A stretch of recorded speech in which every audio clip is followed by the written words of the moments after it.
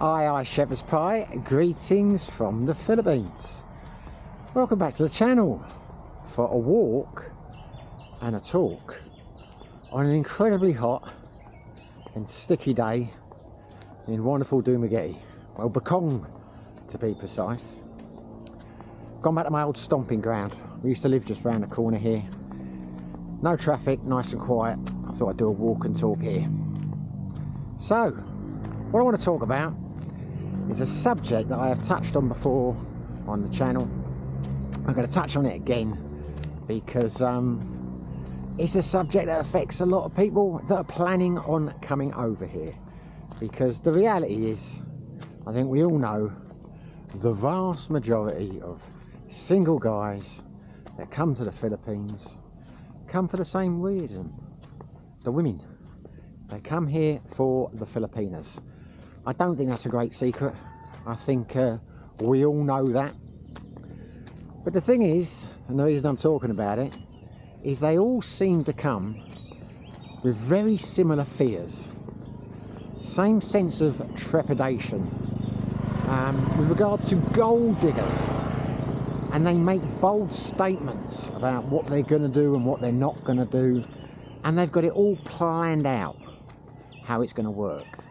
And in the last few months, I have met several subscribers, not going to mention any names, who have moved over here, and I've met them, I've sat down and had a chat with them, and they've all basically been of the same plan, the same opinion, that they're not going to be taken down by a gold digger, that they're not going to pay for this, excuse me, they're not going to pay for that.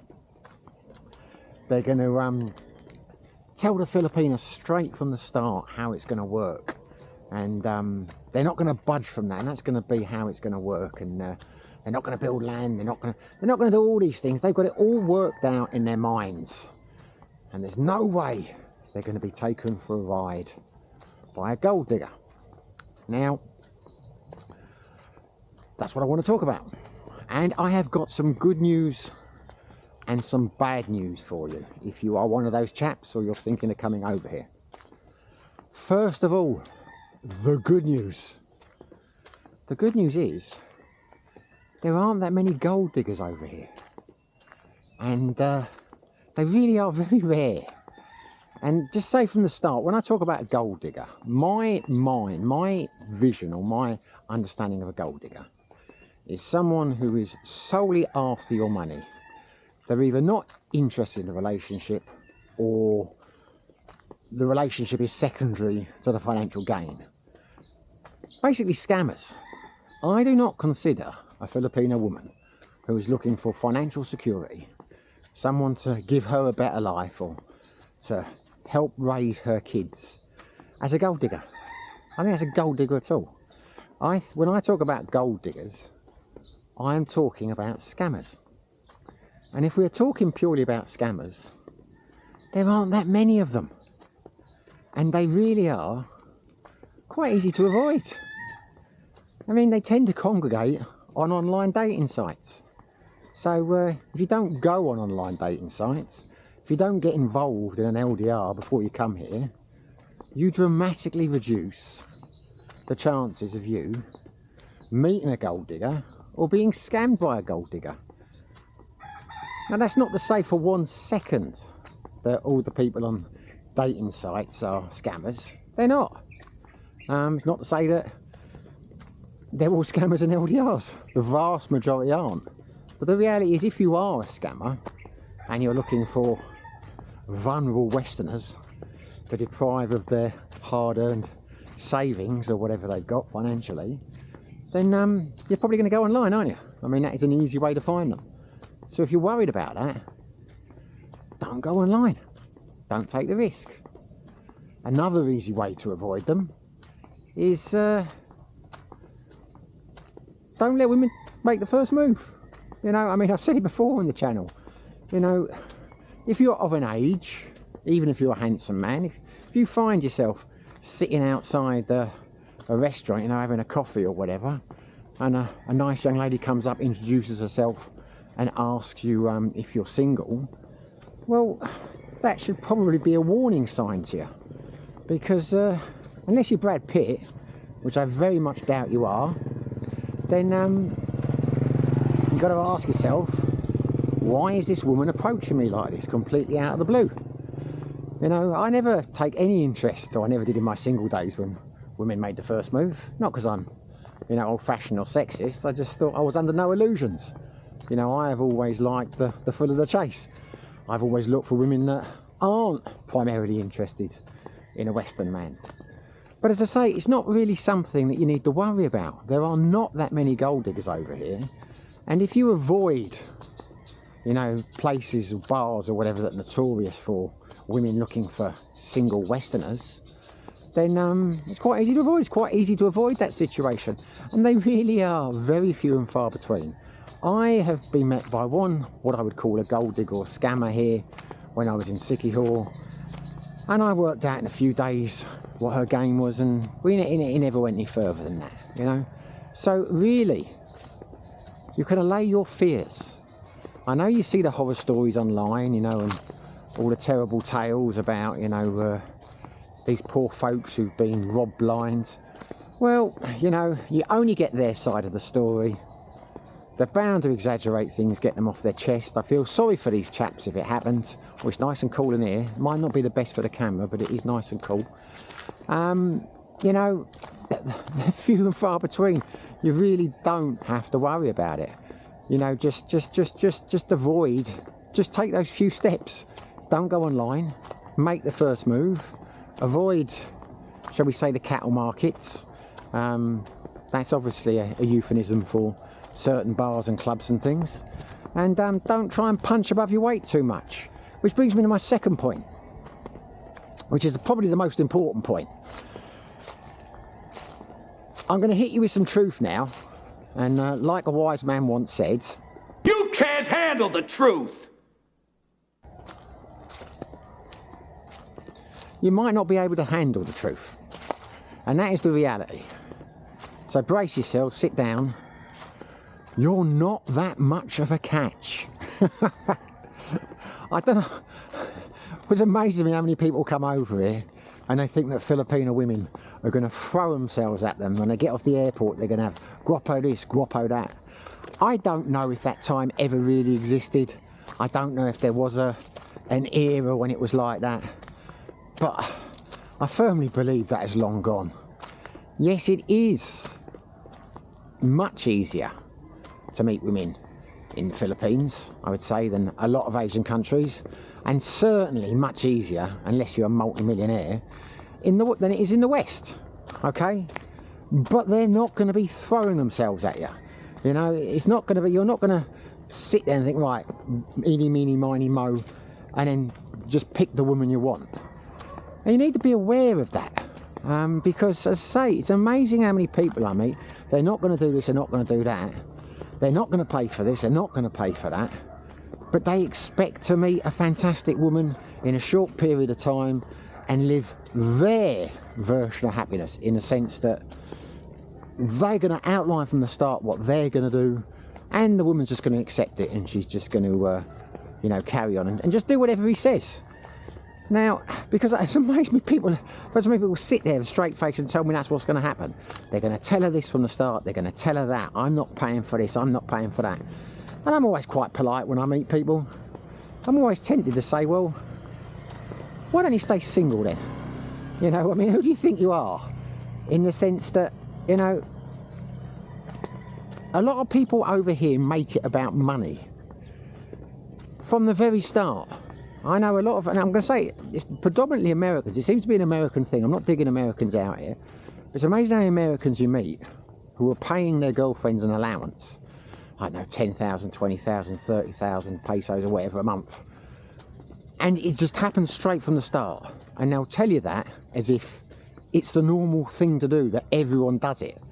Well, they don't. I don't think I know anyone in my close circle of friends, well, maybe a couple, but they're both Americans, who has done that, you know. And I'm not knocking that, but it always seems a bit strange to me. If you're going to go in from the relationship straight away and say, I'm going to give you X amount a month and you're going to be my girlfriend, I doubt they word it that way.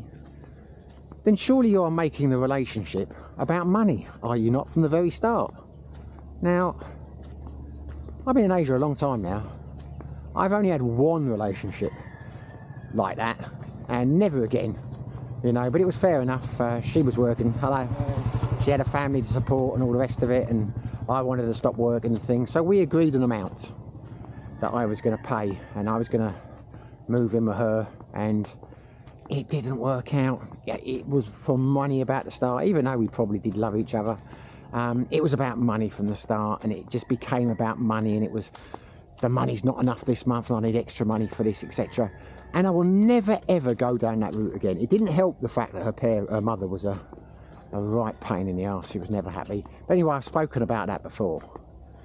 But the point is, got a bit confused here in this blinding heat. The point is, if you're not prepared to do any of these things, if you really think you're going to come over here and you're going to meet a woman, an attractive young lady, half your age or a third of your age even, and you're going to sit down with her and you're going to tell her that you're not going to do this, you're not going to do that, and you're not going to do this, and she's just going to nod happily and go along with it, then you're delusional. I mean, you really are. Because try and look at it from their point of view. You know, if you had that conversation and the woman turned around to you and said, I'm not going to do this, I'm not going to do that, I'm not going to do this from the start, you'd tell them to ram it. I mean, it seems a strange conversation to have. But that's why I'm talking about it. So many guys seem to come over here and you think, well, as I say, why do you think they're going to accept that? And even if they do accept it, why do you think they're going to stick to it? Because it's human nature. You've already made the relationship about money. Because you've agreed an amount you're going to pay, you're not going to pay, you're not going to do this, you're not going to do that. But you are going to do this. Well, it's human nature to try and push for a bit more, isn't it? I mean, everyone does. It's like when you've got a job, you know, you've been there a couple of years, you ask for a pay rise. You know, if the employer turned around and said, no, well, I agreed this in the first place, you say, well, that's a couple of years ago, inflation, all the rest of that stuff. So, you know, don't make it about money, would be my advice. And if you're not prepared to do the things, because I mean, one guy said to me, so I'm not digging him out, I know where he's coming from, he'd only been in the Philippines like a few days, he was, I'm not going to pay for this and I'm not going to look after the family and I'm not going to, and I was like, well, who's telling you got to? And equally, are you telling me if you're together for a couple of years, hey, if you're there for a couple of years and you're together and the girl, say she's got a son or a daughter or whatever, gets sick, hello, you're not gonna help with the medical bills and things? And he's like, no, I don't think I would. And I think, what kind of relationship is that? You know what I'm saying to you? I mean, it just seems strange to me. The reality is, if that really is your attitude, as I say, you're not the catch. You're not going to be a catch over it. And I think you want to have a strong look at yourself and wonder if you really do understand what a relationship is all about.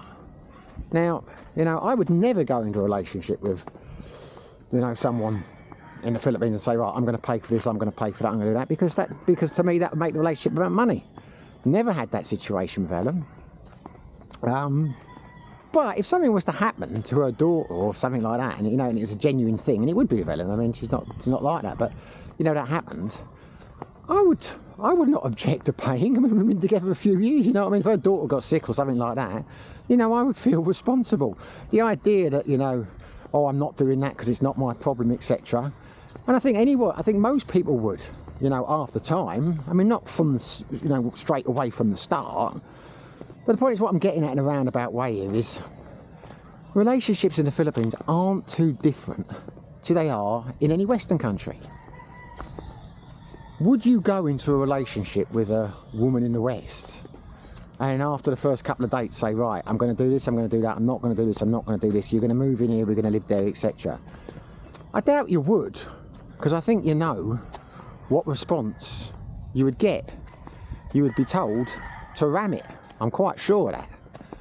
Now, the point is, Filipino over here might tell you to ram it, but equally she probably won't, because you It's not in their nature. I mean, they're more subservient, shall we say, less less, I can't think of the word, confrontational than some other cultures. So it's very unlikely. Just going to walk down and look at my old house down here, but I might get savaged by the dogs I used to look after. It's very unlikely they'll do that. But it doesn't mean they won't be upset. Doesn't mean they won't be offended. Doesn't mean you won't see them again. And more importantly,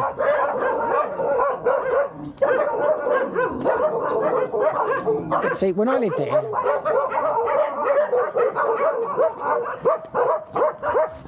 I used to feed those little puppies. I used to look after their mother. They've forgotten me. Oh well, there you go. Memories are short, they've forgotten me. But yeah.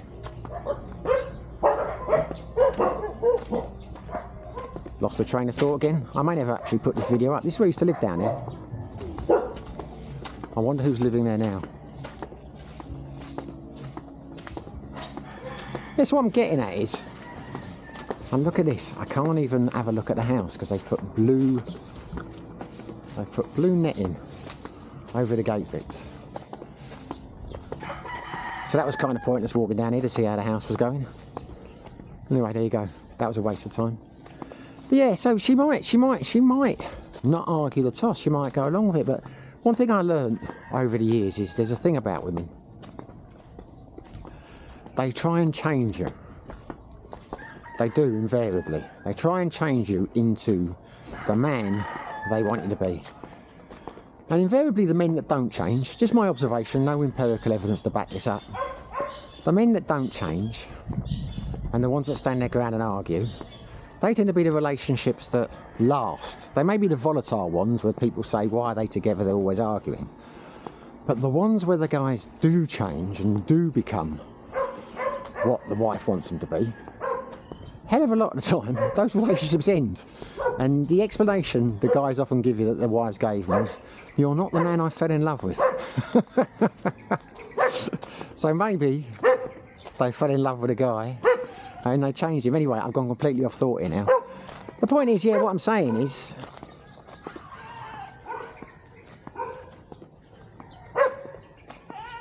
you can't put boundaries like that down. You can't turn around and say, I'm not going to do this, I'm not going to do that, and think just because you have said that, that's the way it's going to be. And the reality is, you know, we're all like that. I mean, even if you do say that, you're the one that's going to buckle half the time because you realise how reasonable you're being. As you go more and more in love, which hopefully you will, you know, you'll realise those boundaries are, you know, they maybe weren't reasonable, or I said I'll give you this, I'll give you this. Because to me, a relationship is sharing, you know what I mean? I'm not going to come over like I'm all holier than now and I'm great at relationships. Obviously I'm not, I've been divorced twice. But it's probably my worst video, this one. I've gone round and round in my head. It's so bloody hot. Yeah. You can't come here, what I'm trying to say is, you can't come here and think that you're going to have a pick of any Filipino you want, and you're going to set the ground rules down, and you're not going to do this, and you're not going to do that, and you know, and realistically expect the relationship to work.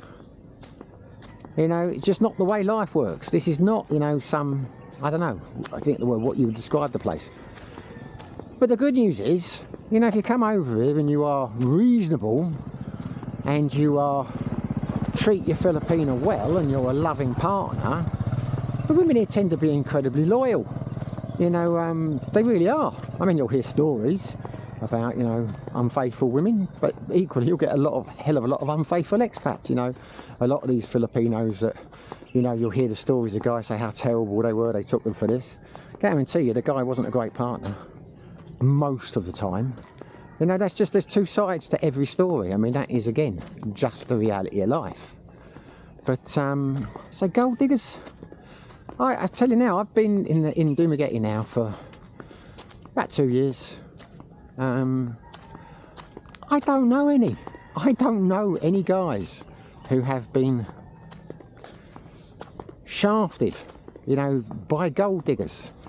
I know of some people, I know of some people it's happened to, but they're not the people that move in my circles. And those people were drinkers, and they weren't particular, and they were womanizers, and you can guess from the outset why they ended up in the relationship they were, and you can understand why it went the way it went. All the guys I know are reasonable, you know, and have not punched too far above their weights. I might have repeated myself then, the camera just overheated on this hot day, so I don't know what I got on the end of that last edit. But yeah, and in other words, haven't gone for women who are stunningly good looking, 20, 30, 40, 50 years younger than them, you know, have basically been reasonable in their expectations. Their relationships have gone well. I know guys over here been married 30 years plus. Most of the guys I know have been in relationships 5, 6, 7, 8 years plus, ones that aren't married, etc. It's a great place to meet women, but it's also a great place to be single. So I'm not telling anyone how to live their lives, I'm just giving some friendly advice. Don't worry too much about gold diggers. They're not as prolific as a lot of vloggers or fonts of all knowledge would lead you to believe they are in the Philippines. They're really not, chaps. And if you really are not willing or not prepared under any circumstances to foot any bills or, you know, support anything or do anything for the Filipinas family or whatever, then maybe you shouldn't be in a relationship. Maybe you should just stay single, because you can have a great life over here as being single. Now, I said before, I don't pay an allowance, I don't do any of those things, but the point is I'm not against it in principle. If something happens, for example, when we were talking about moving to Vietnam, you know, if we moved to Vietnam, Ellen and I, you know, I already had it planning. We would take Ellen's daughter with her, Kayla, and we'd put her in a private school, and I would pay for the private tuition. You know, but that would be my choice, you know, that would be something, that's not something we agreed, not something that was asked of, but, you know, if I was the one who was moving them out of the country, then obviously that I would accept that responsibility, because to me it's the same as if my partner got sick or anything happened, you know, I would accept that because we're in a serious relationship. Now, if you're determined that no matter what happens you're never going to do stuff like that, I know this may sound like I'm being a bit precious, as I'm like some saint or whatever, then you probably shouldn't be in a relationship. Just stay single and, you know, have lots of one night stands, do all that kind of thing. And if you are determined to have a relationship and you think you're gonna put loads of ground rules down and, you know, you're just gonna say how it is and that's the way it is and that's the way it will be going forward, then think again. I mean, I know a lot of people will say they do this and they do that, and I've had people tell me, you know, some of the shit you hear from people. I've had guys who say, oh, I don't take this crap, I do what I want, I do this, I do that, you know, blah, blah, blah, no one tells me what to do, blah, blah.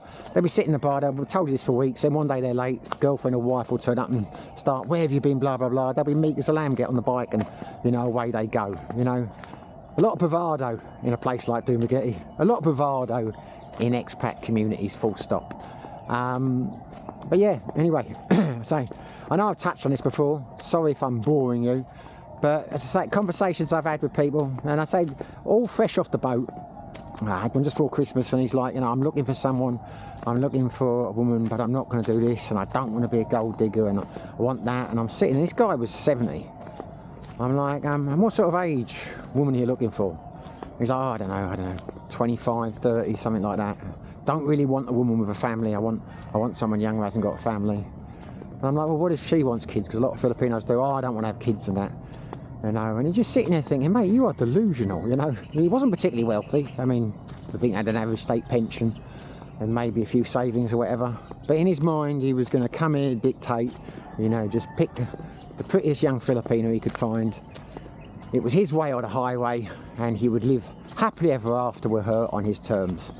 And you just think, mate, don't drink the Kool-Aid. Anyway, there you go. That is it, really. Say I often apologise for going around in circles on my walk and talks, but I really have done on this one. But I think I've made my point.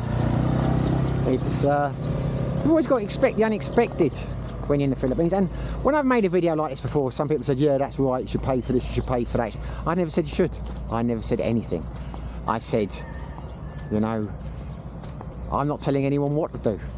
I'm just saying, you probably want to give your head a wobble if you think saying these things or setting these ground rules is actually going to work in the long run. At the end of the day, we're all different, and the Filipino you meet will be different. You know, they're not all the same. We're all individuals. You'll have to, you know, just take it slowly, see how things pan out. You know, if things don't work out after a few weeks, or she's asking for too much, or you're not feeling comfortable, you end it. You know, just take your time over here. Take your time over here, and you will do all right. Now, I kept the camera going because on the way down I started filming, and those guys wanted to be in video, but they don't seem to want to be now. So I'm going to log off. Anyway, hopefully you enjoyed the video. If you did, smash the like button. If you haven't subscribed, it'd be fantastic if you did. Whether you do, whether you don't, wherever you are, whatever you're doing, stay safe and be lucky.